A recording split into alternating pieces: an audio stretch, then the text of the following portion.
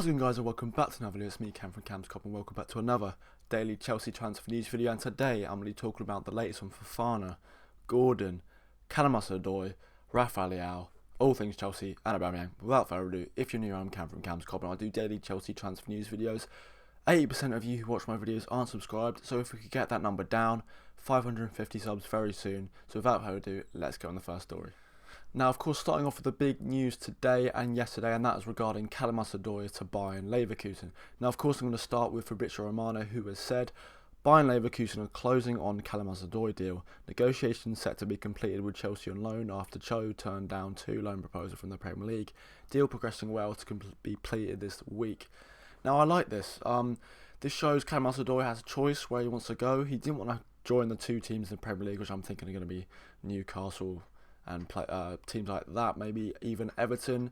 But Bayern Leverkusen, of course, are known for bringing in youth.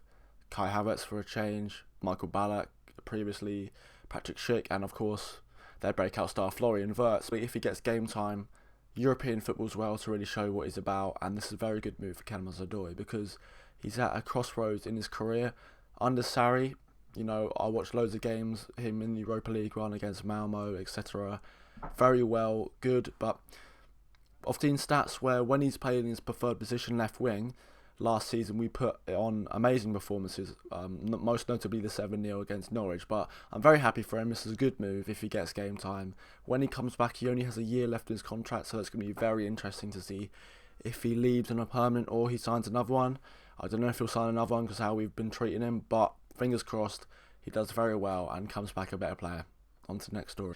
Now, from one English winger to another, and that's of course Anthony Gordon, who yesterday the deal was looking like it's going to be finalised with £50 million plus 10 million add-ons, £60 million altogether. Loads of Everton fans, of course, joining Chelsea fans saying, how on earth is he worth that much?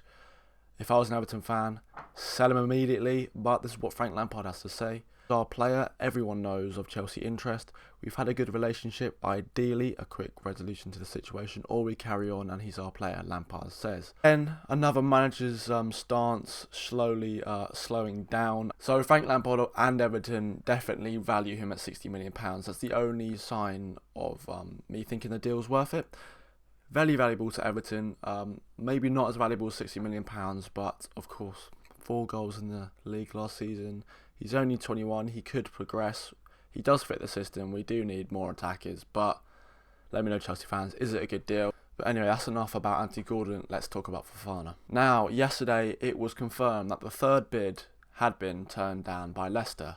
We gave them a £50 million rejected, £60 million rejected, and then recently a £70 million bid rejected.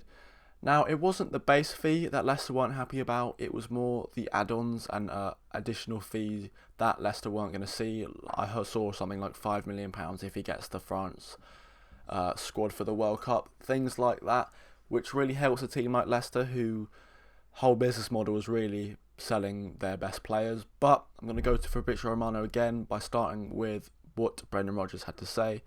We received 1 fresh bid for Fofana that's been turned down. Rodgers also added that Fofana is now training with the under-23s after failing to turn up to a training session last week. Now, this is clear as day to see that Fofana wants Chelsea. Wanted to be left out of the squad against Southampton, number 1 in the player playbook of forcing a transfer. Isn't turning up to training, very Aubameyang-esque. Lots of players on our transfer list are training with the under-23s, so that's just standard. Fabrizio Romano goes on by saying, it's not over yet for Wesley Fofana to Chelsea. Wesley's pushing to join Chelsea. It's a dream and obsession, so negotiations are expected to continue after £17 million bid turned down. Talks are ongoing with intermediaries in order to find the best solution. Now, clearly, Wesley Fofana's obsession is to join Chelsea. Leicester aren't going to stop that from happening. It's simply nonsense that Chelsea have walked away from Wesley Fofana deal. It's the oldest trick in the book. Chelsea are relentless in their pursuit and will go at this transfer until the very end of the window.